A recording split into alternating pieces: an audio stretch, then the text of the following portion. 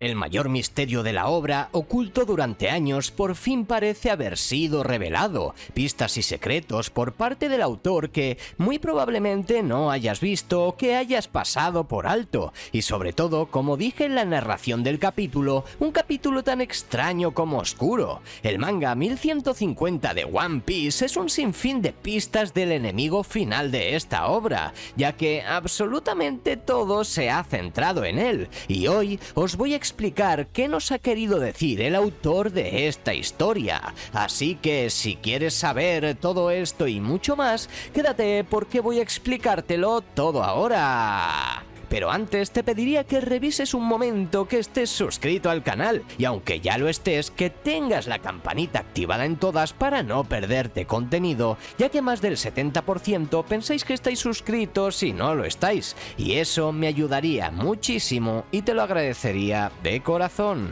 Lo primero que vamos a comentar es la resurrección de Somers, ya que varios de vosotros me preguntasteis que cómo era posible que este siguiera con vida, y evidentemente es gracias al poder del Dios del Todo, al igual que la regeneración de su brazo, pues este puede llevar a los personajes a otra dimensión o mundo alterno donde prácticamente Imu es el dueño de ese universo y es literalmente su dios. Es por eso mismo que también en la Tierra quiere hacer lo mismo, pero como ya todos sabéis, Joy Boy se lo va a impedir. Esos aires de grandeza vienen por lo que os estoy diciendo y porque en su mundo, en su infierno, él o ellos, y luego entenderéis por qué, son los que mandan. Y esto lo digo porque poco después, cuando Dory agarra el cuerpo de Gunko poseído por Im, le grita que iba a salvar a los niños, pero posteriormente, y aunque nadie le haya dado importancia,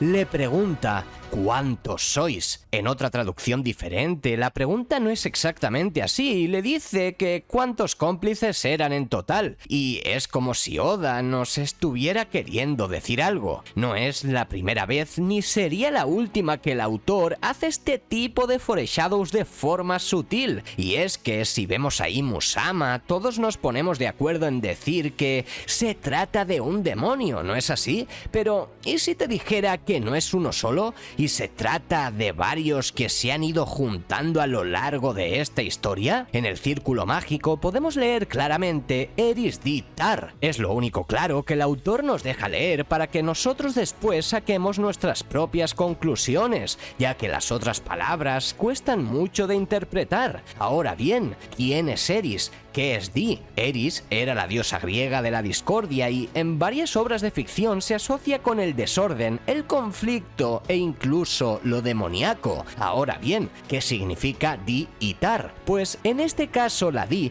haría referencia a disciple, o lo que es lo mismo discípulo en español, lo que significa que esa diosa, el demonio primordial del que nos habla el mural y muy probablemente el origen de Imu-sama, sea una legión. Sí que, como os acabo de decir, no es el único demonio, ya que con el tiempo Imu-sama habría absorbido poco a poco a cada demonio que le pertenecía, a cada discípulo suyo que surgió de generación en generación, creando a un ser hecho de una legión de demonios. Por eso mismo el gigante le pregunta cuántos sois, y Oda lo enmascara haciéndonos ver que se refiere a cuántos caballeros divinos eran, porque eso en realidad lo hubiera preguntado antes, sino que la pregunta se la ha hecho a Gonko una vez poseída ya por Imu. Como dije, no creo que esto sea casualidad y creo que el autor nos ha querido dar esta pista en la única conversación que Dory ha tenido con el Todopoderoso.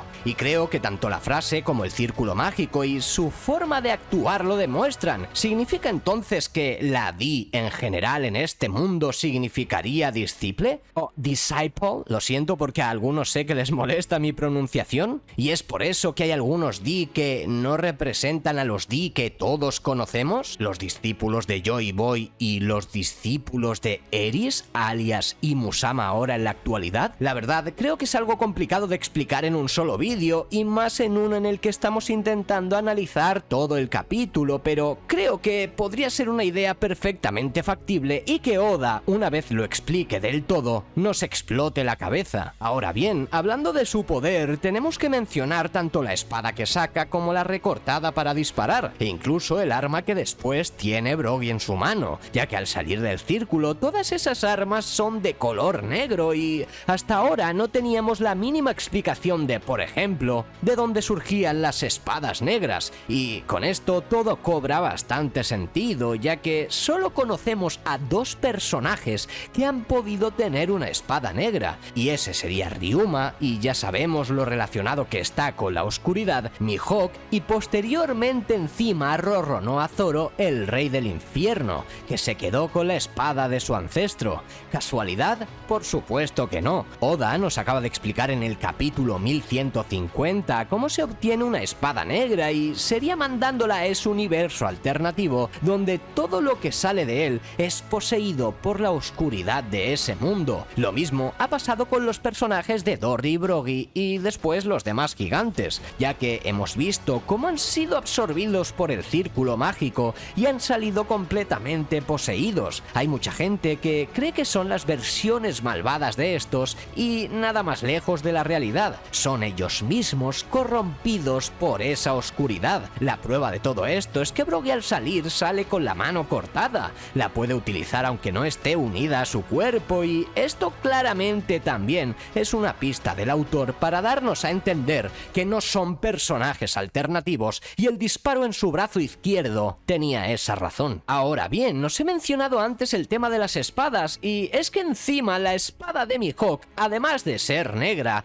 tiene los mismos símbolos que tienen las armas que crea Imu, y obviamente eso me da la razón. Probablemente este se trate de un Nerona renegado, y en su momento, cuando formaba parte del gobierno o incluso de los caballeros divinos, Imu le permitió meter su espada en el círculo mágico para que adquiriera ese poder. Y hablando de los demonios, esto tampoco es casualidad. Hemos visto cómo Imu puede hacer que los gigantes se vuelvan eso a su voluntad, y encima los gigantes pueden hacerlo con los demás. Nika, o en este caso Luffy en su quinta marcha, ha modificado también, aunque de forma inconsciente, parcialmente los cuerpos de sus amigos, haciendo que sus ojos, por ejemplo, se vuelvan saltones al igual que los de él, y que se rían de forma exagerada. E incluso hemos visto a Bonnie queriendo tener el cuerpo de Nika como parte de toda esta pista. Y es que esto me huele a lo que ocurrió en Naruto Shippuden en la guerra final, ya que mucha gente lo ha estado comentando, y aunque a muchos no les guste porque no quieren comparar la obra de Kishimoto con la de Oda y bla bla bla, la verdad es que esto podría suceder. Podríamos tener una batalla final donde Imu convierta a todo su ejército en demonios y Luffy en dioses del sol,